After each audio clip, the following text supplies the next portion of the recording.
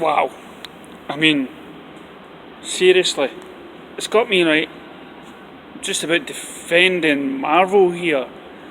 The thing online just now, I don't know if it's a rumour, but there's talks about a female Thor and Natalie Portman involved in it and whatnot, even though I believe she was badly treated and she got replaced or something like that. And I went, now you know my thing on all this blooming equality rubbish that the Marvel Disney Studios has been thrown at us, and not just them, even our TV shows like Doctor Who and everything else, and women empowerment. But it's not really women empowerment, it's women, let's just treat men as shit sort of policy that they have, and it's just, I mean, unless the studios have been keeping a big secret that the fact that they really, really do treat the women badly behind the scenes, and then okay, but let's publish this news or whatever, but let's not all get behind this. We really need to emphasise on, this LBGT blooming movement. It doesn't need to be.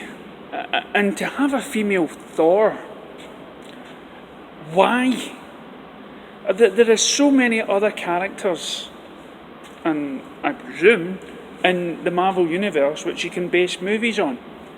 And I get this feeling that Kevin Feige really, really, for a long time, hated the fact that Warner Brothers beat him to the post with the Wonder Woman movie.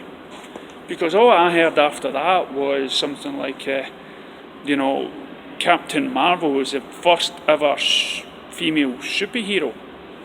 Then in small brackets, Marvel Universe. They were really, I think it was really gutted, and now, you get a Black Widow movie finally on the works, and it just feels like, are they just making the next universe all about the women? And it got me to think, well, could they do that with DC? And I'm thinking, no, DC had that idea years before. They had, when they got Batman and Superman, they made a female counterpart. They created Supergirl, Batgirl, Batwoman, and all that sort of stuff. So it's not that they can get a female version of that character. They have a sub-story for those characters. And they changed the origin story around and whatnot. But you don't call Batwoman Batman. So for me, Thor is a male sort of name, so you would call it Thor. And it's the same as the Doctor Who. Instead of having a female Doctor Who that's always been a male in all this and all the past histories, why not use the daughter that he had in the TV series? Why not make it a different Time Lord? Why does it need to be the same? And invent a character on that.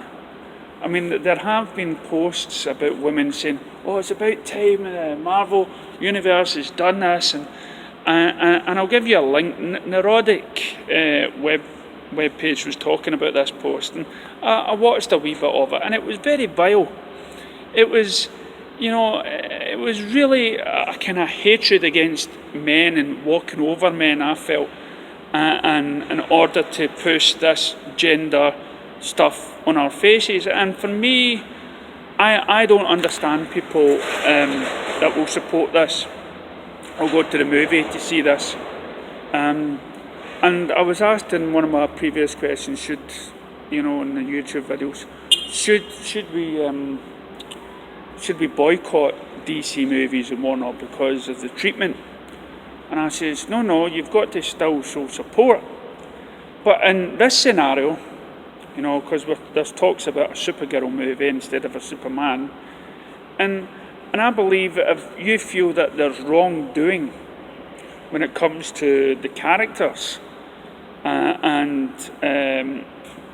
when it comes to, say, the Thor movie, the female Thor, don't pay your money to go and see it.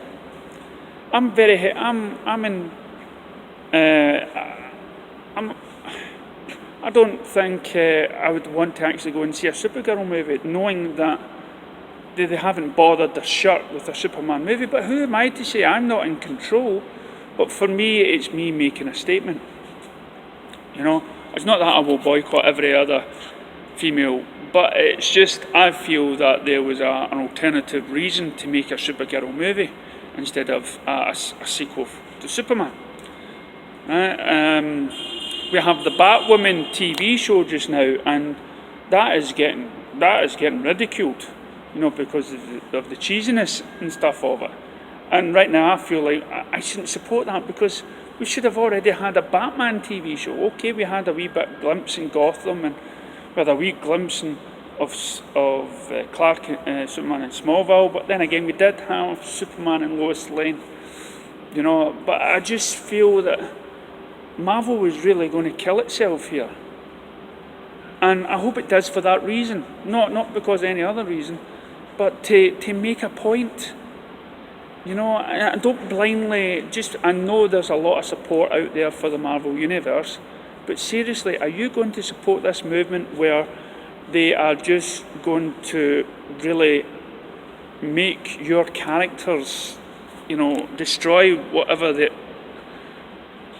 I've heard from Marvel fans, right, that the characters that they portrayed in these Marvel Universe don't really homage the comics much, right? They're kind of they're you know, way off tangent when it comes to the characters, and I believe if you're going to make movies with just women in the role replacing men, that is gone.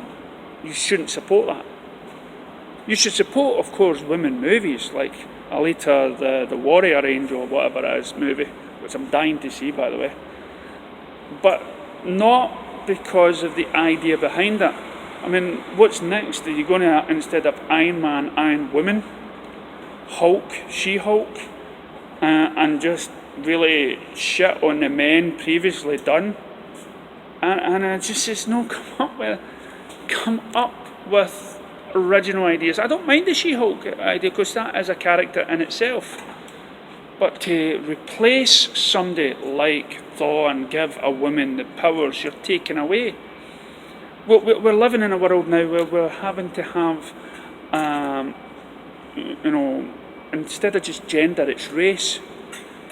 And, you know, we have a black Jimmy, a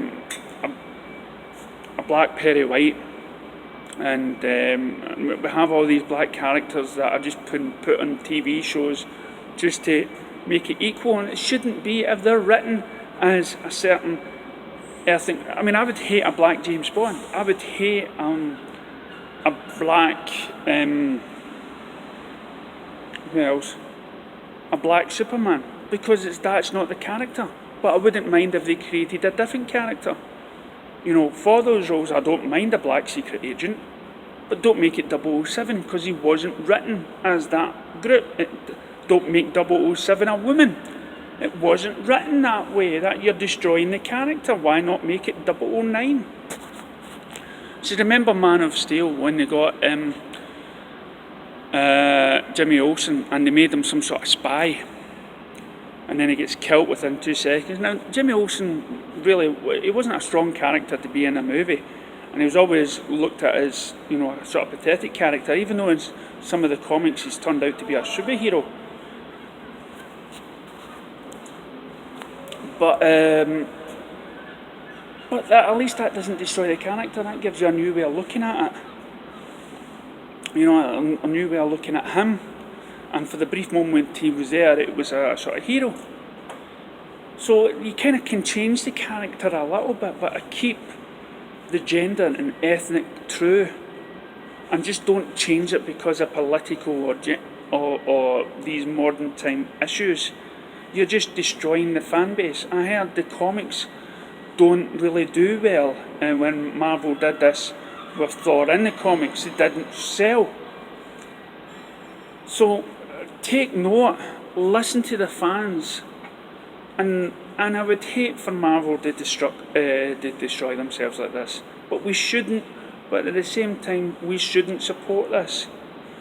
You know, just like women, we should stand up for ourselves. Yes, support strong women, support, you know, black superheroes or whatnot, but not in the cost of putting the other side down. Thanks very much. This is DC Vigilante.